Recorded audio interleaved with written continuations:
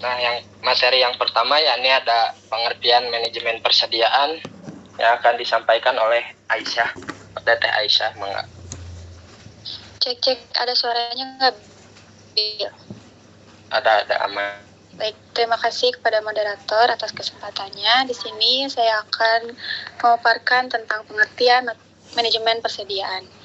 Manajemen persediaan atau inventory management adalah proses yang melibatkan perencanaan, pengadaan, pengelolaan, dan pengendalian persediaan barang atau produk dalam suatu organisasi. Tujuan utamanya dari manajemen persediaan ini adalah untuk memastikan ketersediaan barang yang tepat waktu barang yang tepat dan waktu yang tepat, sambil meminimalkan biaya penyimpanan dan risiko kekurangan persediaan. Dalam konteks ini, manajemen persediaan memainkan peran penting dalam mengoptimalkan kinerja operasional suatu perusahaan dan menjaga kepuasan pelanggan. Lalu, mengapa sih pentingnya manajemen persediaan? Karena manajemen persediaan ini memiliki peran yang sangat krusial gitu dalam proses operasi bisnis yang efisien dan berkelanjutan.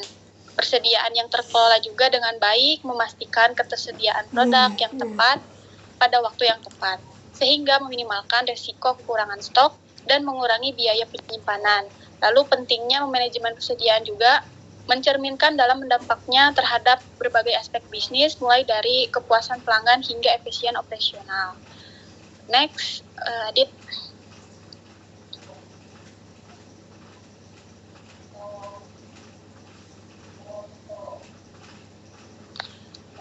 Lalu selanjutnya saya akan membahas tentang jenis-jenis manajemen persediaan.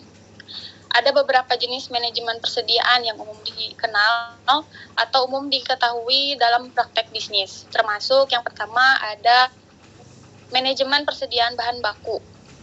Ini berkaitan dengan pengelolaan persediaan bahan baku atau bahan mentah yang digunakan dalam proses produksi. Lalu yang kedua ada manajemen persediaan barang jadi.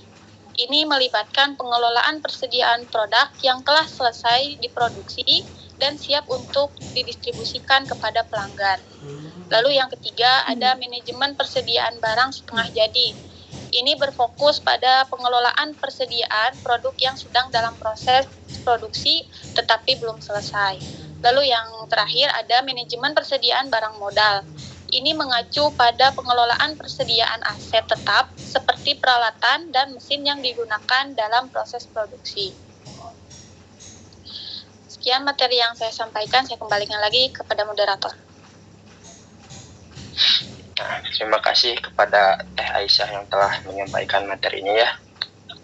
Cukup jelas tadi dijelaskan bagaimana pentingnya pengertian dari manajemen persediaan ini. Tentu segala sesuatu jika tidak kita manage dengan baik tidak akan berjalan dengan baik ya pemirsa. Next, Nah, ini ada fungsi dan manfaat manajemen persediaan itu apa sih gitu. Pasti penasaran kan teman-teman? Nah, ini akan dijelaskan oleh Kang Adit. Aku tidak penasaran. Ya, terima kasih waktunya untuk menjelaskan Kang Abdil. Saya akan menjelaskan fungsi dan manfaat manajemen persediaan. Nah, yang pertama, merencanakan tingkat persediaan yang optimal untuk memenuhi permintaan pelanggan.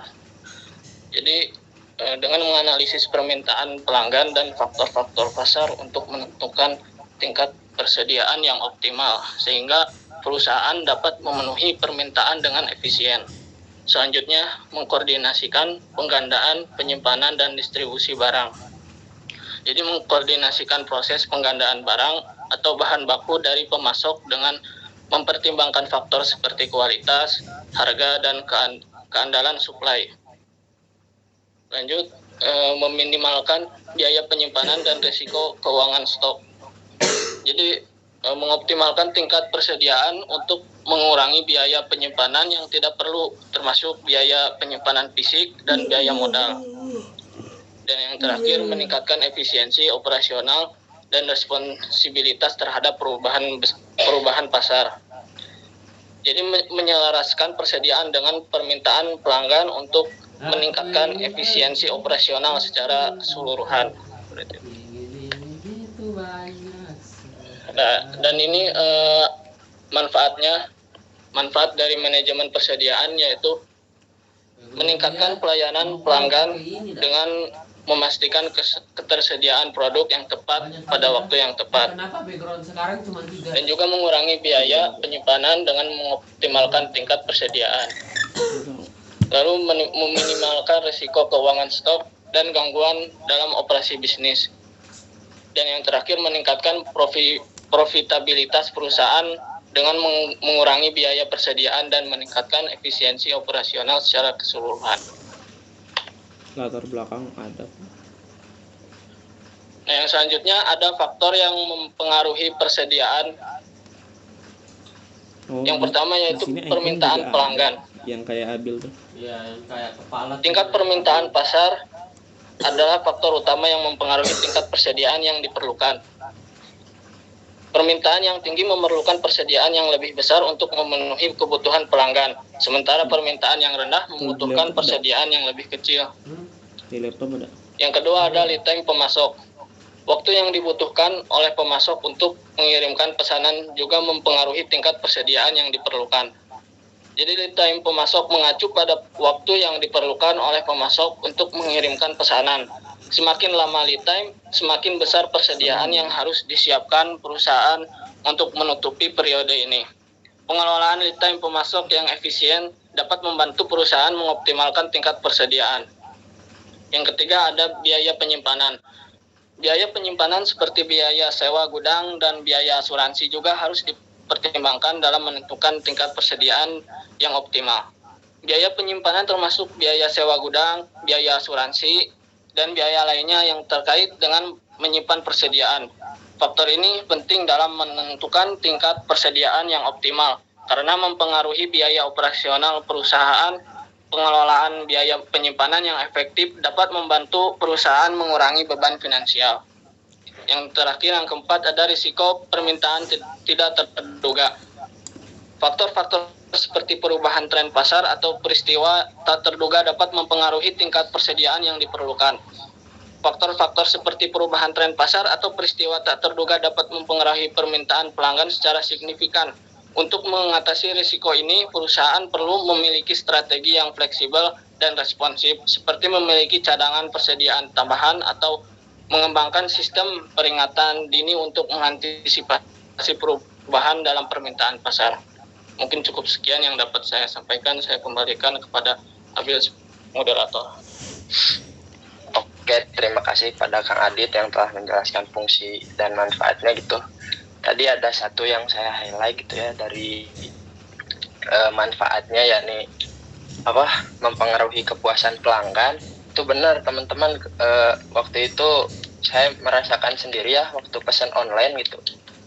Pokoknya pesan ukuran apa dikasih ukuran apa gitu, udah jadi gak kepake jadinya gitu. Nah itu tuh si online shopnya berarti manajemen penyimpanannya nggak baik gitu teman-teman, makanya saya kasih rating bintang 1. Nah itulah fungsi dan manfaatnya gitu dari manajemen persediaan ini gitu. Next. Nah ada metode pengendalian persediaan, ini akan disampaikan oleh Teh Farida. Mangga. Oke, baik, terima kasih kepada moderator. Di sini saya akan jelaskan metode pengendalian persediaan. Nah, pengendalian persediaan adalah tentang menjaga agar stok barang tetap aman dan teratur.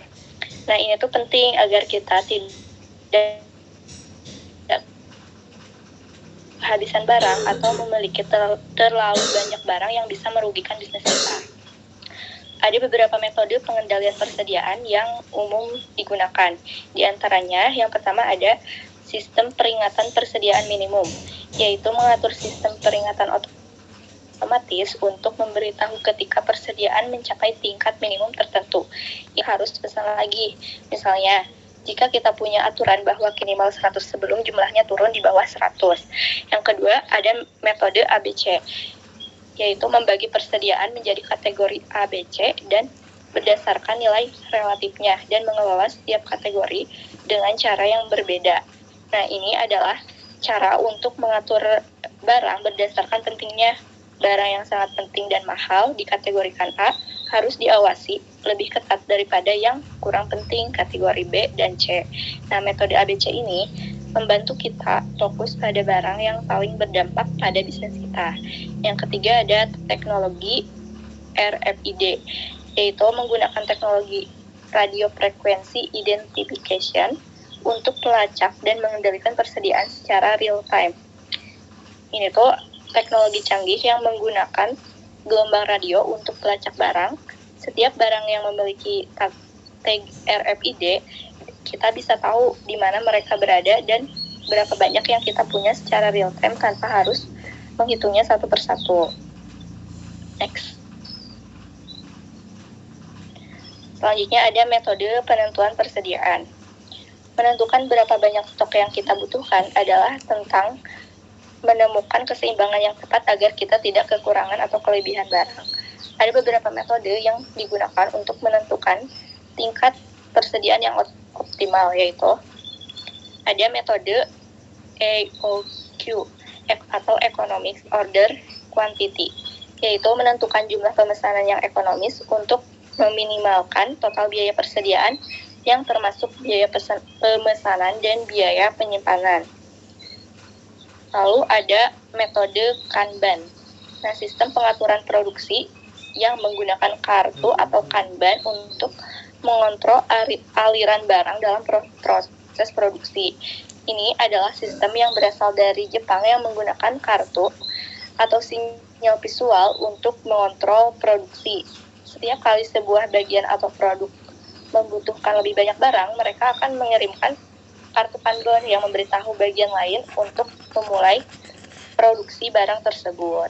Yang terakhir ada metode just in time, yaitu menghasilkan atau memesan barang hanya saat diperlukan untuk menghindari kelebihan stok dan meminimalkan biaya penyimpanan. Nah, ini itu strategi untuk mengurangi limbah dengan hanya memproduksi atau memesan barang saat benar-benar diperlukan saja. Ini membantu menghindari situasi di mana kita memiliki terlalu banyak stok yang tidak terjual, lalu barang itu menjadi usang. Mungkin itu saja, saya kembalikan kepada moderator. Terima kasih kepada Teh Farida yang telah menyampaikan materinya. Next, Adit.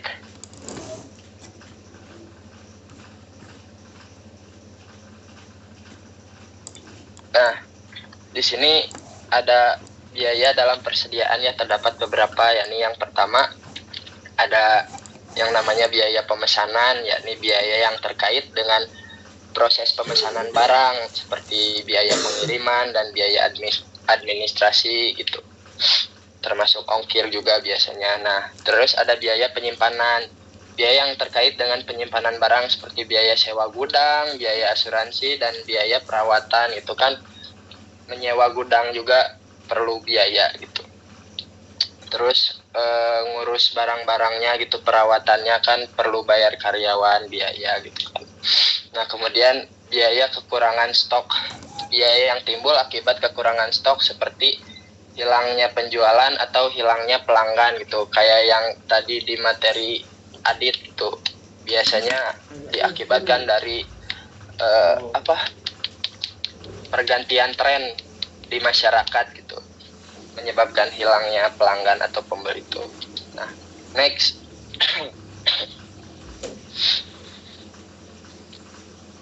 Nah, di sini ada yang tadi dijelaskan sedikit oleh Farida ya, konsep EOQ atau Economical Order Quantity. Nah, konsep EOQ ini adalah suatu metode yang digunakan untuk menentukan jumlah pesanan optimal yang akan meminimalkan total biaya persediaan atau biaya pemesan dan biaya penyimpanan.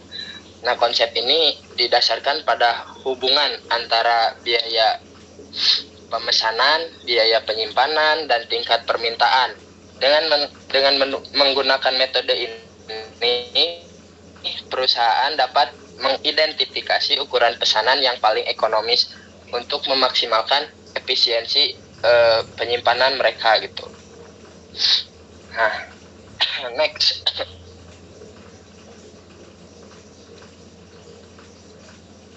Nah, sekarang ada prosedur pengelolaan barang gitu ya.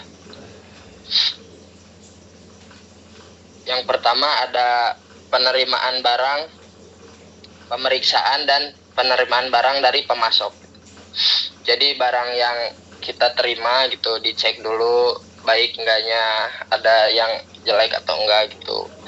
Nah, kemudian yang kedua, penyimpanan barang, menempatkan barang di lokasi penyimpanan yang sesuai. Biasanya di tiap gudang atau toko itu, saya pernah waktu itu freelance ya di toko gudang elektronik gitu, jadi kayak ada tempatnya masing-masing. Kalau misalkan banyak banget pakai kode, misal barang ini kodenya B12, nah di B12 itu nanti si barangnya cuma yang itu doang gitu, khusus. Nah jadi yang seperti ini tuh biar kita gak pusing gitu ketika ada orderan yang masuk gitu, mencari barang.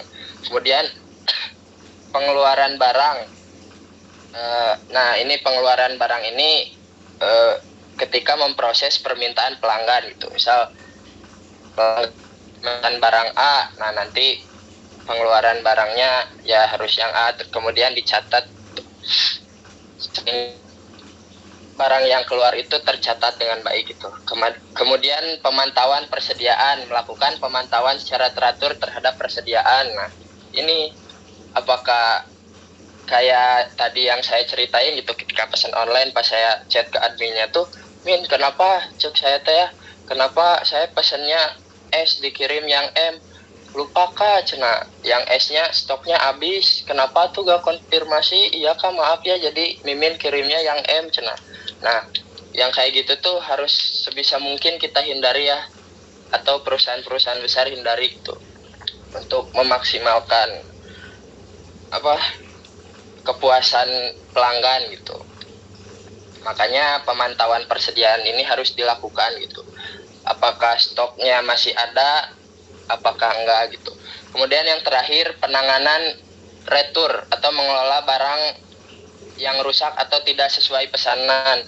Tentu semua juga tidak akan ada kalanya tidak berjalan sesuai dengan rencana gitu ya. Makanya mau sebagus apapun toko, kalau kalian lihat di online gitu, pasti ada aja yang diretur, pasti ada aja yang gak puas gitu.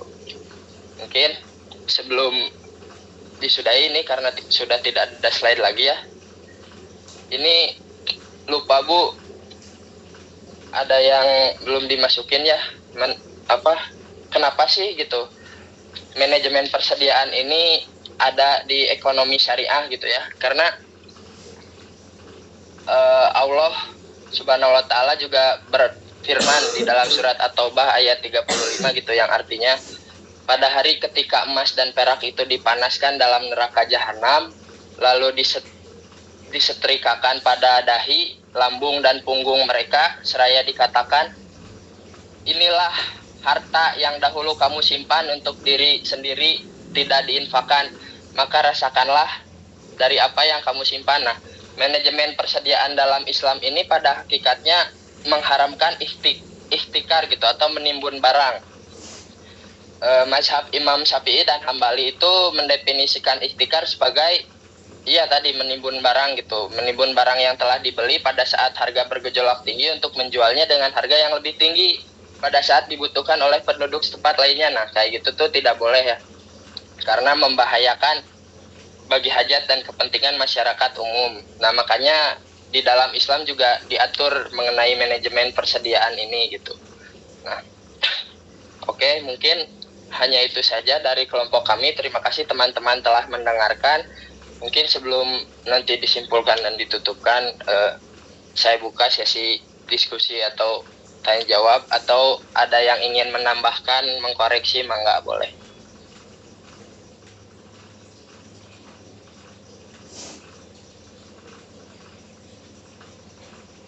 Mangga, itu yang mengangkat tangan. Ajmat Syahrul. apa dulu? Mungkin Ai dulu. Oh, oke, terima kasih. Abil, apakah suara saya jelas nggak, Bil?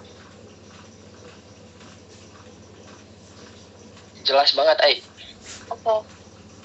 Pertanyaannya tuh, kalau misalnya studi kasusnya tuh ada suatu perusahaan atau bisnis itu masih pemula gitu ya, dan modalnya tuh terbatas, apa yang harus dilakukan, itu metode apa yang harus digunakan dalam melakukan persediaan itu, apakah modalnya itu harus dibelikan semua untuk persediaan atau seperti apa? Karena kasusnya di sini tuh pembisnisnya tuh masih pemula dan modalnya pun masih terbatas. Ini tuh dia. Oke, terima kasih. Jadi tadi TAI bertanya ya, kalau emang pengusaha ini teh baru merintis gitu, modalnya masih sedikit, apa yang harus dilakukan, metode apa gitu yang harus dilakukan ya, sehingga bisa berjalan dengan baik gitu ya. Oke, kemudian Ahmad Syahrul deh. Baik. Bismillahirrahmanirrahim. Sebentar ya. Langsung ke pertanyaannya paling ya. Jadi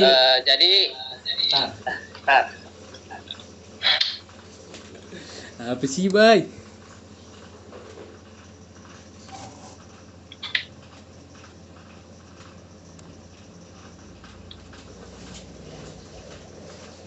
Jadi mungkin pertanyaannya paling terkait ini sih, kalau perusahaan makanan kan, kalau misalnya perusahaan makanan itu kan ada selisih gitu ya ketika dia merecycle persediaan makanan itu sendiri gitu.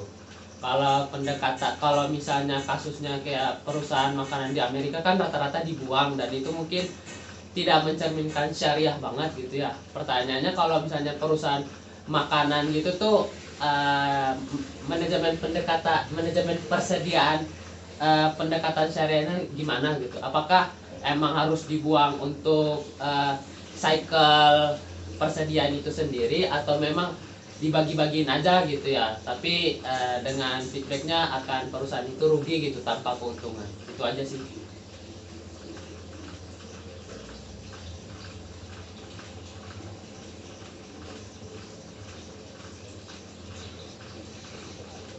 Oh, itu ada satu lagi itu. Arif. Oh, mangga Arif. Baik, terima saudara Abil atas kesempatannya. Saya izin tadi yang tentang ekonomi apetik buat order ya, atau apa tuh? Tengahnya apa tuh? Quantity. Ya, quantity order. Nah, itu kan berarti kan harusnya bagaimana bisa mengukur itu kan ada di penghitungannya. Nah, itu seperti apa sih cara kita mengukur ekonomi dari quantity ordernya itu? Gimana cara kita mengukur bahwa kita harus sediain persediaan segini dengan jangka waktu segini agar tidak lebih sekian dan sebagainya. Jadi, terima kasih.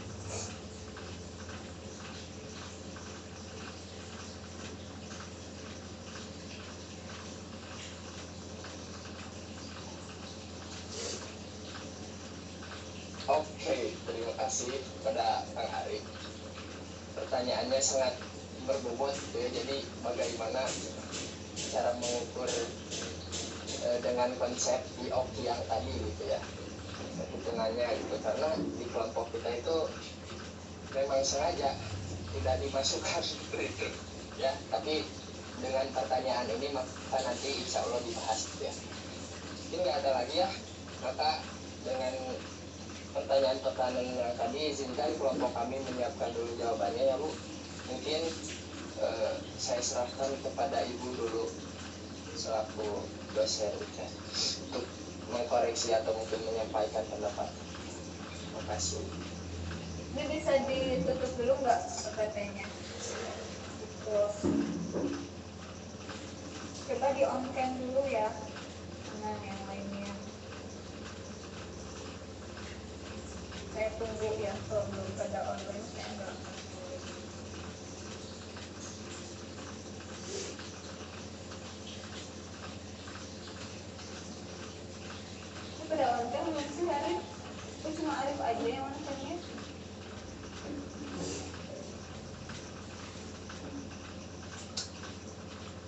kalau pakai Google Meeting itu ya udah kelihatan semua.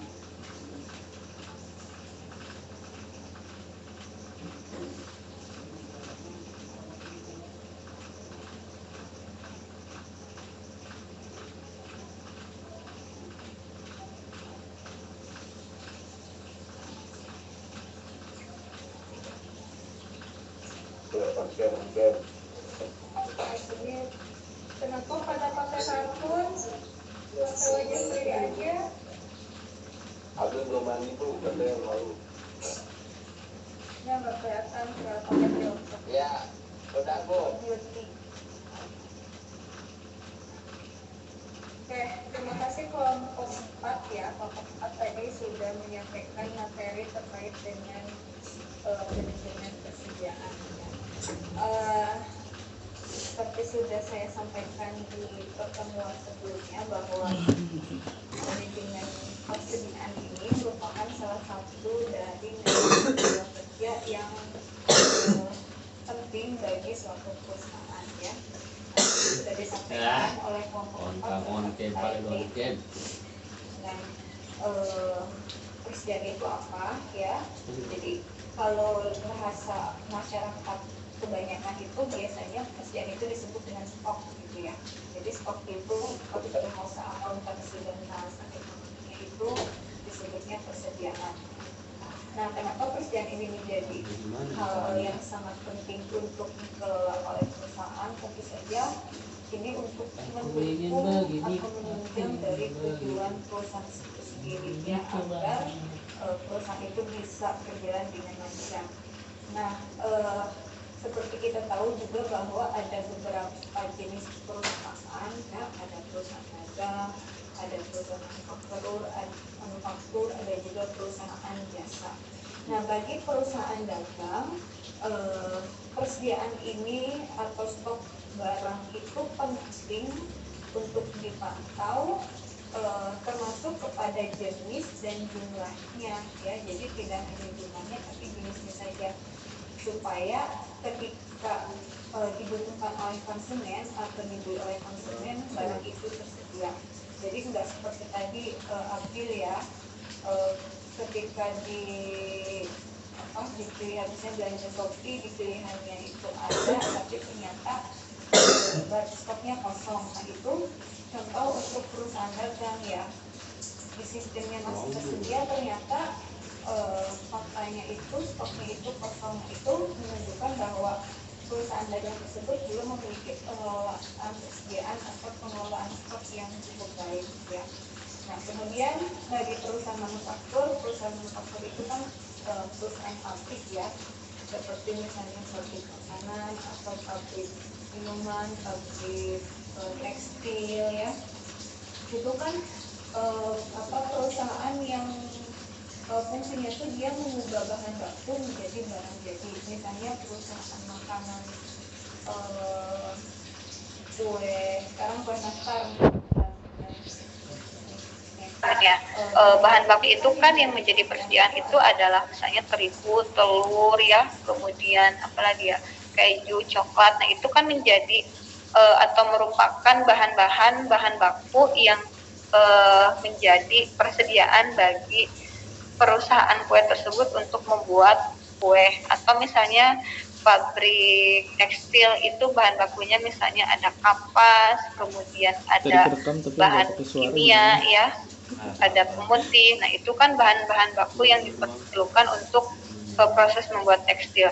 Nah, bagi perusahaan-perusahaan manufaktur tersebut, persediaan itu penting untuk dikelola ya, baik ketika perusahaan itu akan memproduksi ya, jadi harus baik ketika perusahaan akan memproduksi dan ketika perusahaan itu sudah memproduksi barang. Nah, jadi dalam perusahaan manufaktur itu yang menjadi persediaan itu adalah bahan bakunya, kemudian nanti stoknya atau produk jadinya ya. Jadi tadi misalnya kalau tadi kan perusahaan dagang yang menjual kaos misalnya, berarti persediaannya hanya kaos aja ya, itu perusahaan dagang. Tapi kalau perusahaan manufaktur yang jadi misalnya contoh pabrik kue tadi, yang menjadi persediaannya itu ada bahan mentah seperti terigu, kemudian tadi ada telur, ada keju, ada susu, misalnya itu persediaan dalam bentuk bahan baku. Nah, selain persediaan itu ada juga persediaan dalam bentuk produk atau barang jadi, berarti adalah kuehnya ya, kue yang dihasilkannya gitu. Nah, itu perlu dikelola dengan baik agar ketika nanti dibutuhkan untuk proses produksi di perusahaan manufaktur itu bisa berjalan sesuai dengan yang direncanakan, dan ketika konsumen membutuhkan barangnya itu barang jadinya atau produknya itu juga tersedia. Nah, gitu. Nah, yang jadi pertanyaan atau yang jadi sering jadi masalah itu adalah bagaimana sih tingkat persediaan yang harus dimiliki atau yang harus dipertahankan oleh suatu perusahaan agar perusahaan itu tetap berjalan dan kebutuhan konsumen itu bisa dipenuhi dengan biaya yang lebih efisien.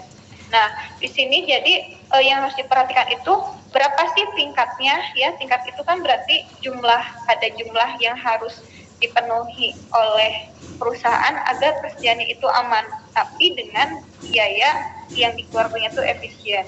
Nah, karena sebenarnya ketika suatu perusahaan itu menyimpan stok atau jumlah persediaan yang terlalu banyak juga itu nggak baik ya, terutama untuk barang-barang yang memiliki daya tahan penyimpanan yang tidak lama ya.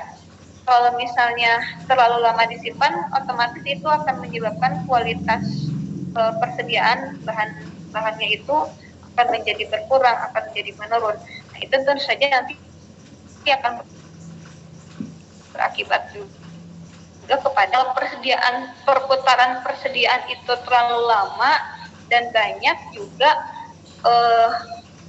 proses pencairan dari persediaan menjadi kas juga akan menjadi terganggu ya, akan menjadi terhambat dan akan mengganggu operasional perusahaan. Nah, jadi biasanya perusahaan itu ketika ada persediaan ya, misalnya kan nggak mungkin persediaan di gudang itu nol sama sekali ya. Nah, kalau nol kan tiba-tiba ada pesanan misalnya jadi tidak terpenuhi, atau ketika harus ada produksi tapi ketika mau bikin kue tapi ternyata stok terigunya kurang. Nah, itu tentu akan menghambat operasional perusahaan ya. Nah, adapun teknik untuk mengambil persediaan, terutama untuk persediaan yang memiliki daya tahan penyimpanan yang kurang lama, itu biasanya ada yang menggunakan FIFO ya, atau first in first out. Jadi barang yang pertama masuk ke gudang itu adalah barang yang akan pertama kali dipakai ya. Jadi FIFO first in first out, jadi barang yang pertama kali masuk gudang adalah nanti barang yang akan pertama kali digunakan. Tapi ada juga yang menggunakan LIFO atau last in first out, jadi barang yang terakhir disimpan itu adalah barang yang pertama kali digunakan. Tapi itu jarang sih, umumnya perusahaan itu selalu menjaga kualitas kualitas persediaan terutama bahan baku itu, sehingga pakainya kebanyakan yang FIFO. Nah, tadi juga sudah disampaikan oleh kelompok 4 terkait dengan beberapa teknik yang digunakan untuk mengelola persediaan ini. Tadi ada, kalau kelompok ini tuh membahasnya tentang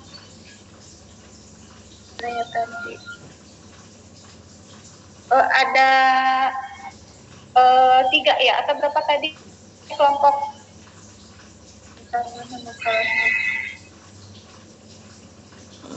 Adanya dong. Tadi kelompok ini kan sebenarnya ada mengelola persediaan itu ada ABC system, kemudian ada economic order quantity atau EOQ model, ada juga just in time, ada repeat order, ada yang computerized system. Nah, kalau kelompok 4 ini tadi yang disampaikannya ada metode Mana metodenya ini? Ini nggak ada ya?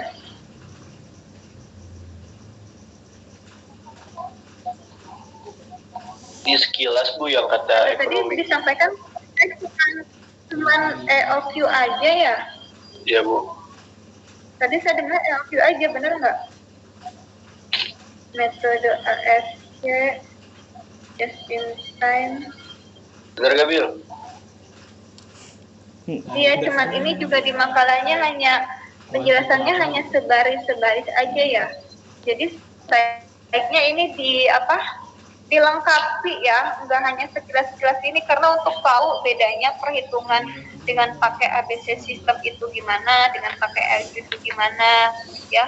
Kalau ABC sistem itu kan nanti di persediaan itu akan dibagi-bagi ya, inventory itu akan dibagi-bagi menjadi 3 kelompok, ada kelompok A, kelompok B, dan kelompok C. Nah, berdasarkan apa pembagian itu? Nah, dalam ABC itu nanti pembagiannya itu akan berdasarkan nilai barang ya, nilai persediaan itu yang diukur dengan satuan uang.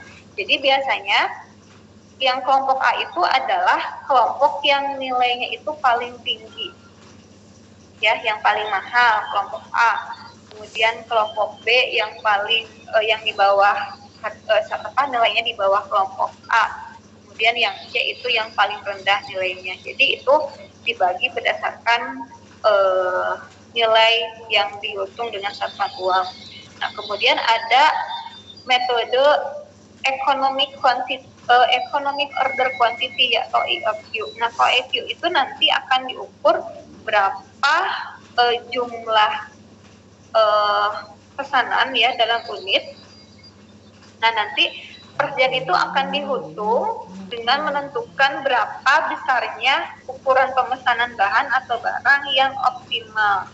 Nah, nanti kalau misalnya diketahui besarnya nilai persediaan itu, maka akan menentukan berapa ukuran pemesanan tersebut dengan biaya persediaan, dari biaya pemesanan, dan ada juga dari biaya penanganan. Nah, ini sebenarnya ada rumusnya ya untuk mencari EOQ itu, nanti silahkan dijelaskan oleh kelompok 4. Nah, kemudian ada lagi yang metode dari order point. Nah, dari order point ini nanti perusahaan itu nanti harus melakukan pemesanan ya ketika jumlah stok atau sekian itu sesuai dengan titik yang sudah dihitung. Jadi ini kayak ada nilai atau ada ada angkanya. Misalnya ketika persediaan itu 100 kg, maka perusahaan harus membeli kembali persediaan yang lain. Nah, jadi jadi jangan sampai persediaannya sudah 50 tapi perusahaan belum beli persediaan gitu. Jadi dibelinya itu ketika sudah mencapai titik tertentu ya. Nah, biasanya kalau di order point ini nanti akan dihitung berdasarkan berapa jumlah bahan baku yang diperoleh yang digunakan per hari ditambah dengan berapa stok amannya. Ya, kemudian ada juga yang ini agak beresiko, ada metode just in time ya. Kalau just in time itu persediaan akan dibeli, akan datang tepat waktu ketika dibutuhkan ya. Nah, tapi kan itu memiliki resiko yang cukup besar ya, ketika nanti datang tapi misalnya ketika di perjalanan itu ada kendala atau ada hambatan, dan itu bisa mengakibatkan operasional perusahaan menjadi terhambat gitu. Misalnya dari suppliernya itu, terutama ini produk yang dikirim impor ya, di perjalanan misalnya ada masalah dari bea cukai, ada masalah dari perizinan ya, itu akan menyebabkan terhambatnya pasokan persediaan ke perusahaan. Nah, itu tentu saja akan menghambat operasional perusahaan. Nah, jadi metode-metode tadi itu sebenarnya ada rumus-rumus yang menjadi patokannya ya. Jadi umumnya untuk mengatur pengelolaan persediaan ini dilakukan secara kuantitatif ya. Meskipun nanti ada unsur atau ada ada faktor kualitatif planning juga yang menjadi pertimbangan perusahaan ketika akan mengelola persediaan. Nah, mungkin itu dulu dari saya. Silakan dijawab dulu pertanyaannya oleh kelompok 4 ya. Silakan. Oke, terima kasih Bu atas masukan dan sarannya gitu ya. Tadi ada pertanyaan dari Teh Ai dulu ya. Apa yang harus dilakukan oleh pengusaha yang baru gitu lah, pengusaha yang masih merintis gitu untuk menentukan metode apa yang harus dilakukan gitu sehingga berjalan dengan baik bisnisnya gitu. Mungkin akan dijawab oleh Teh Farida. Mangga. Baik, izin menjawab pertanyaan dari Ai ya. Jika kita ingin mulai usaha dan modal terbatas, metode dalam persediaan apa yang harus dilakukan agar bisnisnya jadi baik gitu? Apakah modalnya harus dibelanjakan semua gitu ya? Nah, mungkin menurut saya bisa menggunakan metode just in time ya. Jadi pesan barang hanya ketika dibutuhkan saja sehingga tidak ada persediaan yang disimpan. Karena kalau misalnya barang ngendap sama aja modal kita tertahankan. Jadi agar modal kita tidak terhambat, beli persediaan dengan metode just in time ya untuk yang baru memulai usaha. Terus menggunakan metode ini juga meminimalkan biaya penyimpanan dan resiko kerusakan barang. Terus karena ada resiko keterlambatan dalam pengiriman, dengan metode just in time ini kita harus membutuhkan hubungan yang baik dengan pemasok untuk memastikan pengiriman tepat waktu. Ini artinya kita harus punya koneksi dengan pemasok atau supplier kita. Jadi kalau misalnya stok kita udah mulai menipis, kita bisa langsung stok pemasok agar mengirimkan barangnya tepat waktu. Terus untuk manajemen penggunaan modal yang terbatas, kita jangan belanjakan semua modal untuk persediaan, jadi harus ada kas yang bisa gitu. Terus sisihkan modal untuk biaya operasional lain seperti gaji karyawan saya atau sewa tempat atau buat biaya iklan gitu atau untuk biaya yang tidak terduga. Terus lakukan analisis kebutuhan persediaan dengan cermat. Jadi buat dulu rencana pengeluaran atau belanja buat jangka waktu tertentu. Terus terakhir, prioritaskan produk yang memiliki permintaan tinggi dan margin keuntungan yang besar. Logis. Nah, itu saja. Mungkin yang lain ada yang bisa menambahkan. Tambahin. Kharaj sama Ghanimah itu sama nggak? Apa? Kharaj sama Ghanimah. Gimana Teh Ai? Aduh, kepencet. Cukup. Terima kasih. Oke, terima kasih Teh Ai. Mungkin yang lain ada yang ingin menambahkan gitu? Isi menurut saya mah bukan gitu, cenah. Arif? Oh, enggak. Oke, yang selanjutnya mungkin pertanyaan yang dari Syahrul ya. Jika ada stok yang lebih gitu, stok sisa yang tidak terjual gitu di perusahaan makanan, apa sih yang harus dilakukan cenah? Karena biasanya kan kalau di luar negeri, di perusahaan makanan luar negeri, barang sisa itu, makanan sisa itu dibuang ya Rul ya.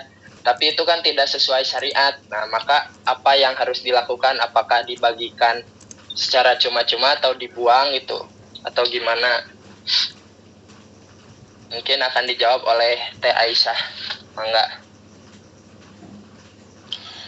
Baik, terima kasih Abil. Izin menjawab pertanyaan yang Syahrul sebisa saya gitu ya. Mungkin benar dalam Islam itu membuang makanan atau membiarkan makanan terbuang tanpa alasan itu emang sangat tidak dianjurkan gitu.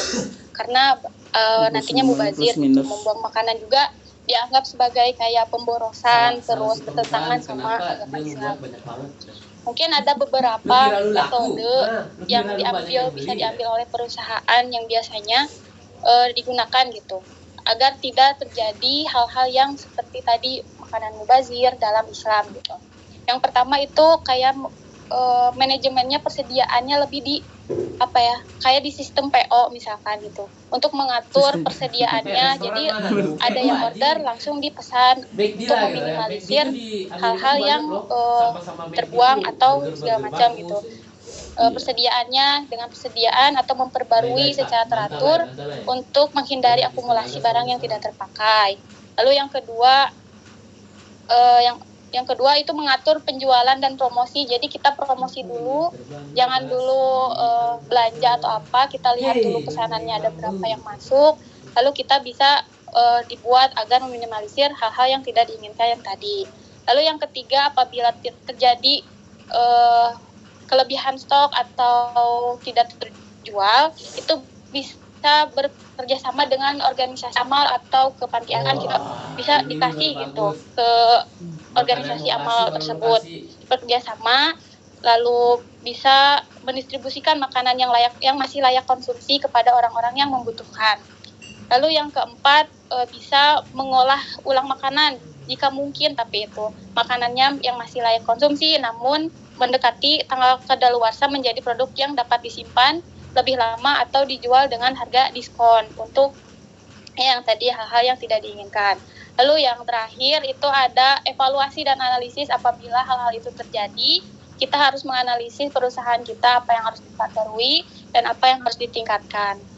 Itu mungkin dari saya, mungkin dari teman-teman yang lain ada yang bisa menambahkan, dipersilahkan. Ya, terima kasih pada Teh Aisyah ya. Gimana teman-teman? Ahmad Syahrul, mungkin ada yang nggak setuju gitu. Enggak, cina.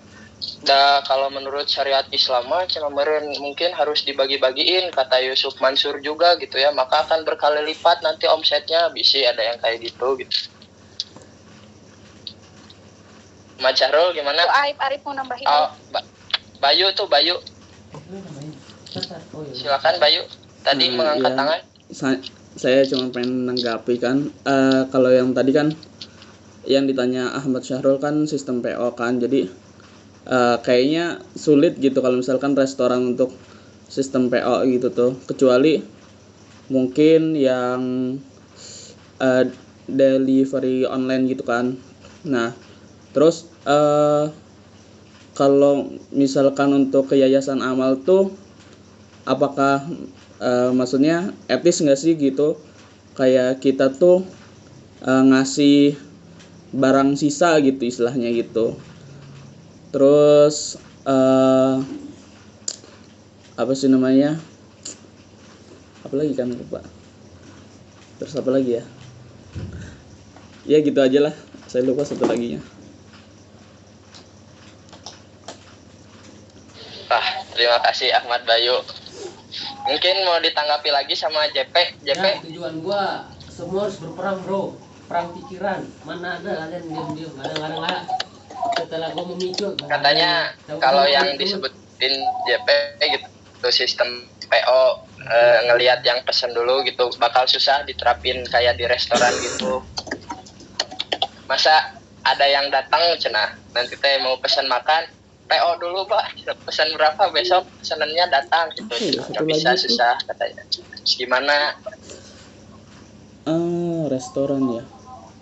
Nggak bisa. Oh, itu. Arif tadi mau menanggapi Arif. Izin menanggapi. Kan kalau sisa makanan bisa biasanya disebutnya food waste gitu ya, food waste, sampah makanan. Nah, ini kita ngambil sampahnya tuh bukan sampah yang habis makan nggak habis gitu terus dibuang ya, tapi ya sisa-sisa makanan gitu. Nah, sebenarnya waktu itu pernah coba baca-baca, ada aplikasi semacam e-commerce buat makanan-makanan sisa gitu. Ada namanya Garda Pangan, terus ada juga Surplus. Jadi di aplikasi itu restoran ngejualnya tuh makanan-makanan sisa dengan harga yang lebih murah dari harga normalnya gitu. Jadi ini makanan-makanan sisa terus gedein lagi. Gitu. Udah. Itu di Indonesia udah ada, cuman mungkin peminatnya kurang banyak lah. Coba kalau teman-teman mau tahu ada Surplus, terus ada juga kalau salah Garda Pangan. Nah, terus tadi menanggapi pendapatnya Bayu gitu, kalau nggak etis makan makanan kayak gitu. Tapi di Singapura ada orang yang hidup setahun itu cuma Rp 100 perak gitu, 100 perak apa 100 rupiah. Dia hidup dari itu, dari ke restoran-restoran cari sisa makanan terus dia makan gitu. Nah jadi buat di luar negeri hal-hal seperti itu sudah menjadi apa ya, bukan hal yang gimana gitu, karena mungkin saat ini juga banyak organisasi-organisasi yang bergerak di bidang seperti itu gitu, memanfaatkan food waste, karena jumlah food waste itu sangat banyak gitu setiap tahunnya gitu. Jadi itu menjadi ya poin lah, jadi ladang industri bagi segelintir orang. Terus kalau misalnya sampah-sampah makanan yang habis sisa atau udah basi atau apa gitu, daripada dibuang, mendingan dikumpulin terus bikin yang namanya ternak maggot gitu. Maggot itu kayak semacam larva, dia bisa makan makanan sampah organik gitu, yang nantinya maggot ini bisa menjadi protein bagi pangan ayam gitu. Jadi nggak mubazir gitu, karena kan innal mubazirina kanu ikhwana syayatin gitu kan. Jadi itu aja sih pendapat dari saya. Terima kasih.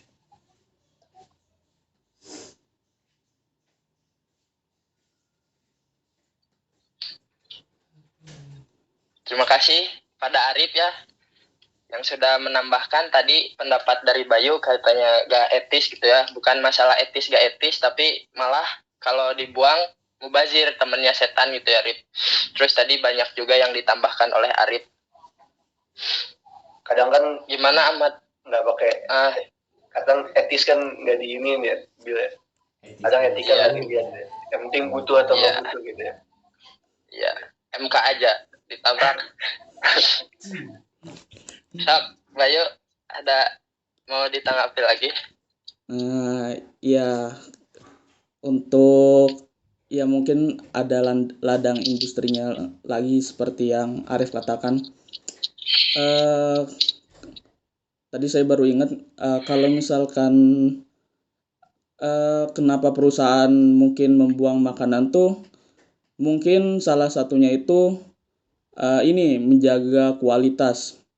Menjaga kualitas di sini itu maksudnya kayak restoran tuh nggak mau ngasih cuma-cuma ke orang miskin tuh, biar orang miskin tuh mungkin nggak nunggu waktu restoran itu tutup gitu.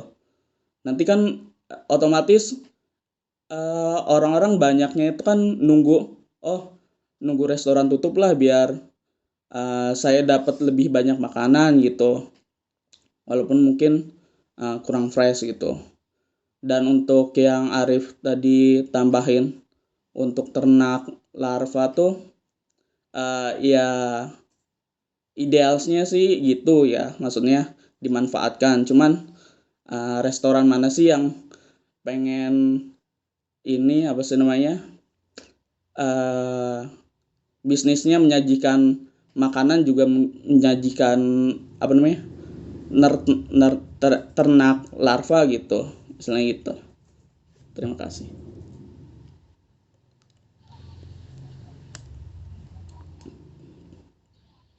Cukup langsung dijawab pertanyaan selanjutnya, Bill.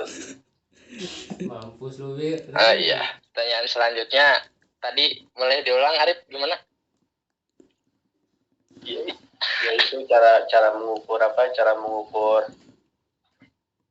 tadi economic order quantity gitu, itu hitungannya seperti apa gitu untuk mengukur harus dia in stok segini dalam jangka waktu sekian dan lain sebagainya gitu.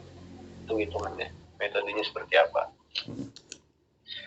Oke, sebenarnya di dalam metode ini ada rumusnya gitu ya Rip, lupa nggak kemasukin di kelompok kita Tena. Ini jawab sebisanya aja ya, ini ditulis. Ntar, kebaca nggak? Q sama dengan IOQ sama dengan akar 2RS dibagi C1. Nah, Q sama dengan IOQ sama dengan akar, nah R ini adalah R di sini nih, mana?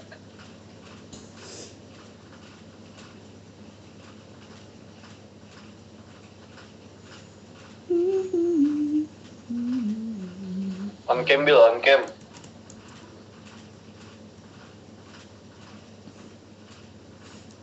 Kamar mandi dulu.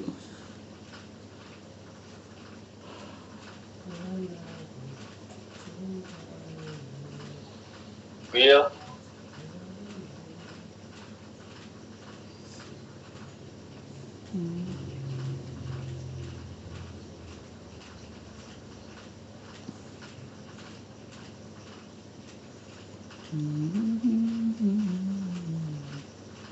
Sinyal Abil jelek kayaknya. Halo? Loh, kok keluar sendiri? Kirain habis waktunya.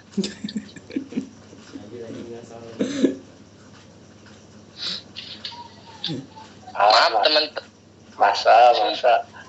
Wallahi, bulan puasa piraku nggak bohong. Asli saya lagi fokus menerangkan gitu ya. Tadi teman-teman kirain saya, waktunya habis. Aduh. Lanjut. Oke. Tadi tuh sampai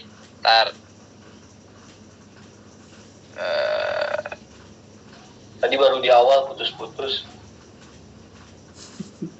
Serius putus. Pulang dari awal.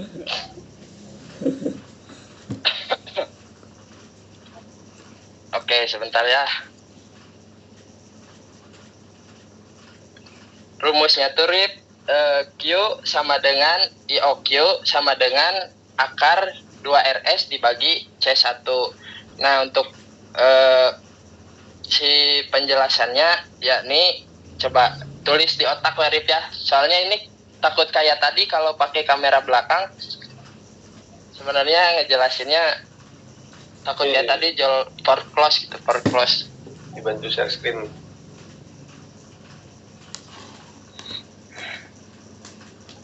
Nah, keterangannya yakni R itu sama dengan,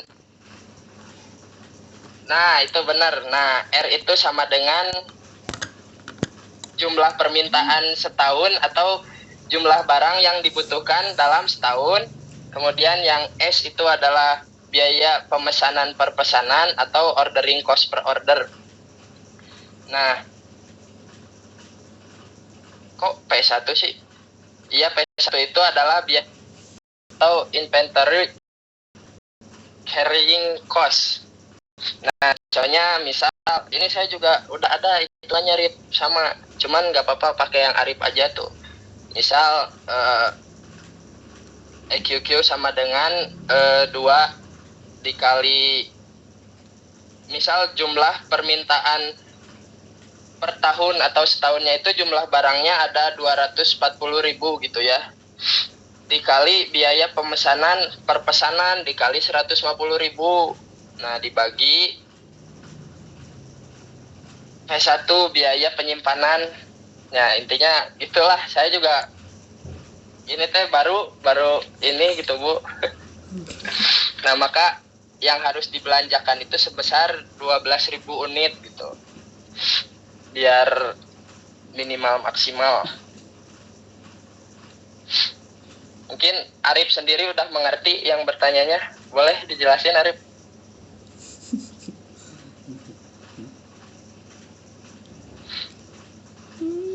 Cukup. Oke, mungkin Ibu ya yang bisa menjelaskan lebih detail gitu. Mohon maaf. Kami masih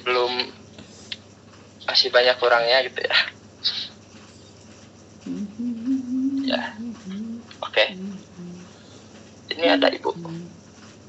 Ada Ibu Garip? Itu ada. Ada war. Ada. Oh, ada. Mungkin apa coba? sekian ya teman-teman presentasi dari kelompok kami. Pada intinya ketika kita atau siapapun ingin mendirikan bisnis, baik itu berbentuk perusahaan atau masih kecil-kecilan, manajemen guna untuk memperpanjang gitu bisnis kita dan berjalan lancar. Tentu saja dengan doa Rabbana atina fid dunya hasanah wa fil akhirati hasanah wa qina adzabannar. Mohon maaf apabila kami banyak Udah kurangnya selesai ya lagi, teman-teman. belum ditutup, masih ada waktu 20 menit Kan- lagi.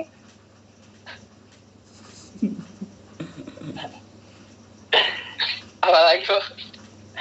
Lanjut Bio. Tadi Mungkin EFQ itu kan salah satu metode yang digunakan untuk menghitung persediaan ya. Nah, kalau dalam EFQ itu sebenarnya nanti yang dihitung itu adalah jumlah pesanan ekonomis. Artinya ekonomis itu supaya biaya yang dikeluarkan oleh perusahaan itu menjadi efisien. Jadi dihitung berapa IFQ-nya. Karena kadang-kadang misalnya kita pesan biaya untuk pembuatan contoh misalnya ini saya contoh dulu di tempat bias yang dulu ketika memproduksi 1.000 yard kain itu misalnya biayanya itu akan lebih efisien atau lebih ekonomis dibanding ketika perusahaan memproduksi 700 yard kain. Kenapa bisa begitu? Karena ketika akan memproduksi 1.000 yard kain itu, bahan baku yang diperlukan di awal itu sama dengan jumlah ketika memproduksi 700 yard kain. Ya, jadi itu ada kuantiti minimumnya yang harus terpenuhi supaya nanti biaya yang diperlukannya juga menjadi efisien. Nah, dalam IFQ itu tadi sudah ditampilkan ketika menghitung IFQ itu, jadi sebenarnya kita menghitung berapa jumlah atau kuantiti pesanan ya perusahaan dalam satuan unit. Jadi itu satuannya adalah unit. Nah, nanti kita akan menghitungnya tadi berdasarkan nilai berapa penggunaan unit atau berapa penggunaan unit ya dalam periode di sini. Karena ini persediaan maka hitungannya adalah 1 tahun. Kemudian akan dicari juga berapa biaya pesanan per sekali pesan. Nah, nanti pembaginya adalah berapa biaya penanganan barang per unit dalam 1 tahun tersebut ya. Ini lebih enaknya kalau ada contoh soal ya. Saya di laptop itu di laptop punya saya contoh soalnya ini pakai laptop di kantor. Ada yang di kelompok 4 ada contoh soalnya enggak? Iya ada Bu di Google Bu. Coba. Saya share screen, Rip. Ada nggak? Ada soal pertanyaannya. Ini Bu. Nah itu. Coba kelompok 4. Bacain Bill. Sungguh menyusahkan.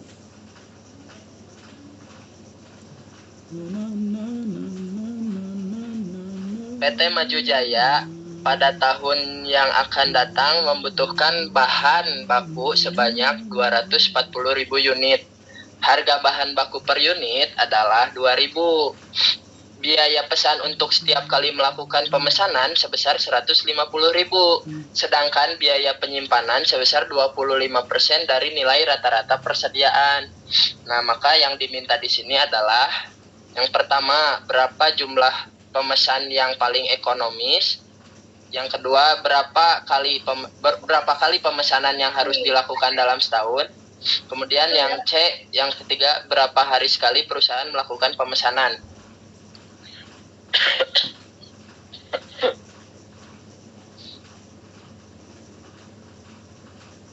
Terusin, Bu. Ya, terusinlah sampai dijawab kok. Nah, maka yang Atau ganti, pertama jangan sama Hasi, yang lain siapa?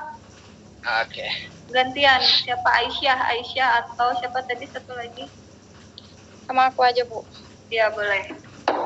Maka dijawab yang A, EOQ sama dengan akar kuadrat 2 dikali 240.000 dikali 150.000 dibagi 2.000 dikali 25%. Maka EQ-nya itu sebesar 144 juta.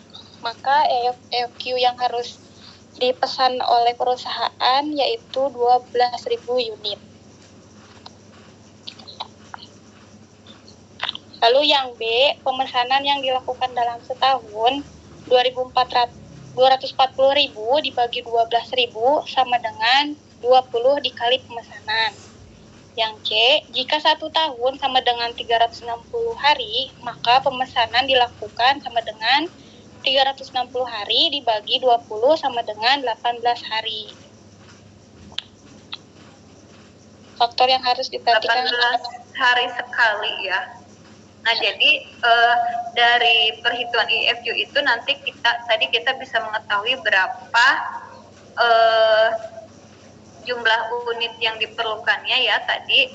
Yang paling ekonomis itu artinya yang membutuhkan biaya yang paling rendah ya. Berarti di sini karena kan perusahaan itu pengen dapat untung sebesar-besarnya tapi biaya yang dikeluarkan sekecil-kecilnya. Nah, makanya dihitung pakai ini. Nah, ini diperoleh jumlahnya itu adalah 12.000 unit persediaan ya yang harus dipenuhi perusahaan kalau pakai IOQ ini. Nah, kalau sudah diketahui berapa unit IOQ-nya, baru nanti kita bisa mencari berapa kali pemesanan dalam 1 tahun. Tadi kan sudah diketahui ya jumlah IOQ-nya berapa, kemudian kebutuhannya berapa. Nah, di sini diketahui pemesanan yang dilakukan setahunnya itu adalah 20 kali pemesanan. Ya, jadi dalam setahun itu ada 20 kali pemesanan. Nah, kalau 20 kali pemesanan, berarti setiap kapan harus dilakukan pemesanan. Nah, berarti dihitung kalau misalnya ini 1 tahunnya 360 hari ya, dalam soal ini, maka nanti 360 hari dibagi dengan 20 kali pemesanan. Maka pemesanannya itu adalah setiap 18 hari sekali. Jadi misalnya kalau ada pemesanannya setiap tanggal 1, nah maka pemesanan selanjutnya adalah tanggal 19 gitu ya. Karena dilakukannya 18 hari sekali. Nah, ini sebenarnya hanya baru satu contoh IFU ya. Jadi nanti tolong ke kelompok 4 makalahnya ditambah masing-masing penjelasan untuk masing-masing metode ya, dengan rumusnya dan disertai dengan contoh-contohnya juga ya. Siap, Bu. Baik, Bu. Oke, ada lagi yang mau ditanyakan? Saya absen dulu ya. Mantap.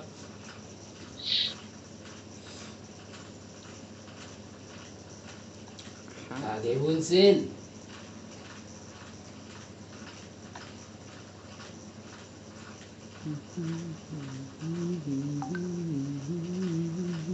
Ini kita pertemuan ke-6 ya.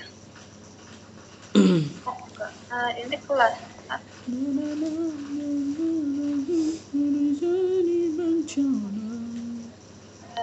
Mungkin Tuhan mulai bosan Bentar ya. melihat yang selalu salah dan bodoh dengan dosa-dosa atau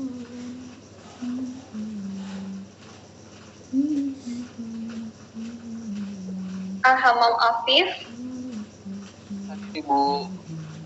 Abdillah Al-Khoshi ada ya. Abdul Aziz Nugraha, Hadir, Bu. Ahmad Syahrul, hadir, Bu. Hadir, Bu. Aditya Firmansyah, Hadir, Bu. Afrina, Hadir, Bu. Ahdana Ulfa, Hadir, Ibu. Ahmad Abdillah,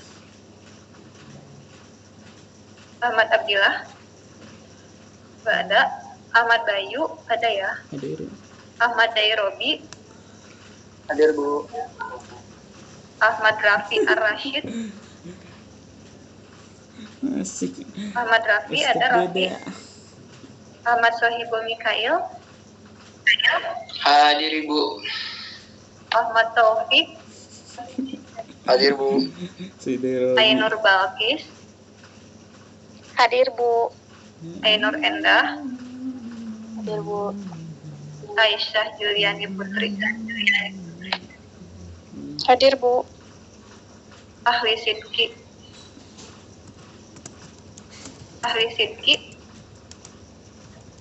Alif Andika, Hadir, Bu. Alimuddin,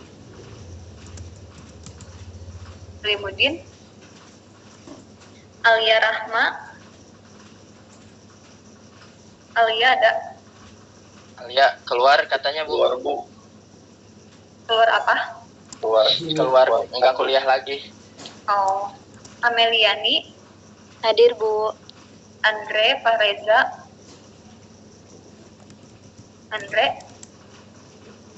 Anu Putri, Hadir, Bu.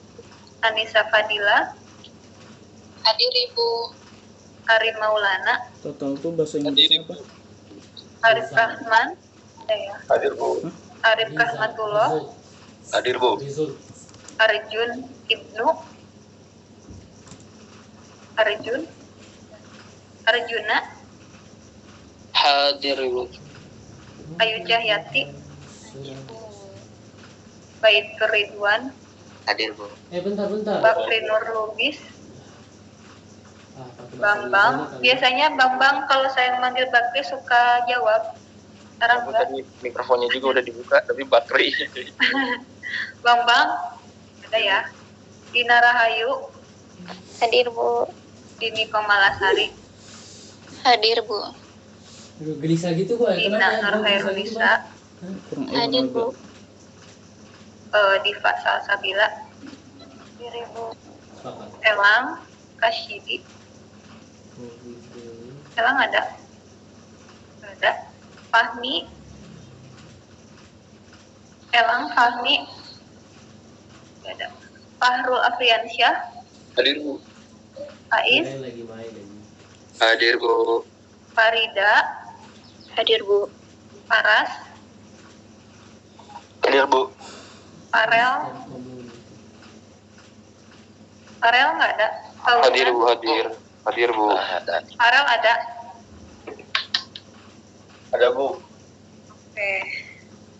Yang tidak ada Hadir berarti Bu. Ahmad Abdillah, Ahmad Rafi ya, Ahli Sidki, Alimuddin, Andre Fahreza, Apa sholat? Arjun, Bakri, Elang Kasyidi, Fahmi, udah ya, itu yang tidak ada.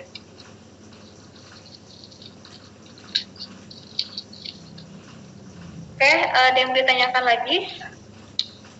Sudah jam 12 kurang 5 sih. Kan libur. Tidak ada. Oke, teman-teman, ini pertemuan terakhir di bulan Ramadan ya.